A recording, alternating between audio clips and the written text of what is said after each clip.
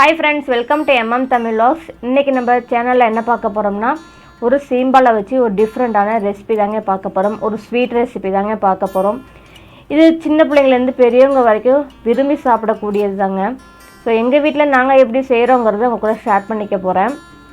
இதுக்கு சீம்பால் ஒரு 3/4 லிட்டர் எடுத்து வச்சுக்கோங்க. முதல் நாளைக்கு அந்த சீம்பால்னால நல்லா மஞ்சளாக இருக்குது. அந்த 3/4 லிட்டர் சீம்பாலுக்கு ஒரு 100 கிராம் அளவுக்கு நாட்டு சர்க்கரை எடுத்து வச்சுருக்கேங்க. அப்புறம் பார்த்திங்கன்னா ஒரு 2லேருந்து 3 ஏலக்காய் எடுத்து வச்சுருக்கேங்க. ஸோ நம்ம இது எல்லாத்தையும் ஒன்றா போட்டு நல்லா கலக்கிக்கலாங்க. நல்லா இந்த சர்க்கரை கரையிற அளவுக்கு நம்ம நல்லா கரைச்சி விட்டுக்கலாம். ஸோ நான் இப்போ சர்க்கரையை அதில் பாலில் கொட்டி ஒரு சின்ன கரண்டி ஏதாவது ஒன்று வச்சு நம்ம நல்லா கரைச்சிக்கலாம். ஸோ நாள் சீம்பாலில் செஞ்சோம்னா இன்னும் நல்ல டேஸ்ட்டாக இருக்குங்க.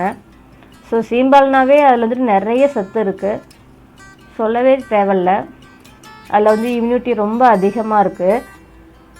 ஸோ கிடைச்சா இந்த மாதிரி சிம்பிளாக செஞ்சு கொடுங்க, குழந்தைங்களுக்கு பெரியவங்களுக்கு எல்லாருக்குமே. ஸோ ஒவ்வொரு நாள் பால்லையுமே கொஞ்சம் டிஃப்ரெண்ட் ஆகுங்க. பால் தெளிகிற வரைக்கும் டிஃப்ரெண்ட்டாக செய்வாங்க. ஸோ நான் அவங்களுக்கு செஞ்சு காமிக்கிறேன்.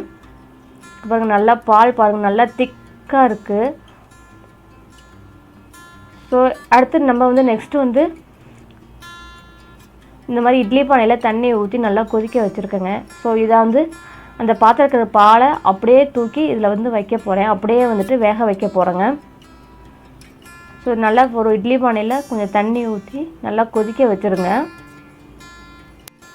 ஸோ இந்த மாதிரி கொதிக்க வச்சுருங்க. கொதிக்க வச்ச தண்ணியில் நடுவில் அந்த நம்ம சர்க்கரை, பால், ஏலக்காய் போட்டு நல்லா கரைச்சி வச்சுருக்கோம் பார்த்திங்களா, அதை சென்டரில் இந்த மாதிரி வச்சுருங்க. தண்ணி நிறைய ஊற்ற வேண்டாம், ஒரு பாதி கிண்ணி அளவு மூழ்கிற அளவுக்கு ஊற்றுங்க. ஸோ அது மேலே ஒரு தட்டு வச்சு மூடிட்டு நம்ம நல்லா வேக வச்சு எடுத்துடலாம். ஸோ சிம்பிளாக செய்யக்கூடியது தாங்க. நிறைய பேர் பார்த்திங்கன்னா இதில் வைப்பாங்க, அதாவது குக்கரில் வைப்பாங்க. ஸோ நான் இட்லி பானை வச்சுருக்கேன். ஸோ இங்கே பாருங்கள், 15 to 20 மினிட்ஸ் ஆச்சுங்க. நல்லா வெந்து வந்திருக்கு சீம்பால். இங்கே பாருங்கள், நான் உங்களுக்கு ப்ரெஸ் பண்ணி காமிக்கிறேன் பாருங்கள். நல்லா ஒரு கேக் பதத்துக்கு பாருங்கள், அப்படியே ப்ரெஸ் ஆகும். ஸோ ஃபஸ்ட்டு நாள் 2வது நாள் செய்கிற பால் தாங்க இந்த மாதிரி நல்ல ஒரு திக்காக நமக்கு தெரியும்.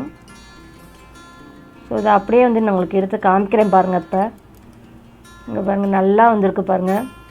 ஸோ சென்டரில் அது அடியெலாம் பிடிக்கல. அந்த நாட்டு சக்கரை அடியில் போய் எல்லாம் ஒன்றா சேர்ந்தனால அந்த மாதிரி கலர் ஆகிடுச்சு. ஸோ பாருங்கள், செம்மையாக இருக்குது பாருங்கள். நல்லா ஒரு கேக் பதத்துக்கு நல்ல ஒரு ஆவி பறக்க சீம்பால் கட்டி ரெடிங்க. இல்லை சீம்பால் கேக் நம்ம எப்படினாலும் வச்சுக்கலாம். இதை கட் பண்ணி காமிக்கிறேன் பாருங்கள். இங்கே பாருங்கள், நல்லா அழகாக கட் ஆகும். ரொம்ப சாஃப்டாக இருக்குங்க, குழந்தைங்களுக்கு ரொம்ப பிடிக்கும். ஸோ சாப்பிட்லைனாலும் குழந்தைங்களுக்கு இந்த மாதிரி சாப்பிட்டு பழக்கி கொடுங்க. ரொம்ப சூப்பராக சுவையான ஒரு சீம்பால் கேக், சீம்பால் கட்டி ரெடிங்க.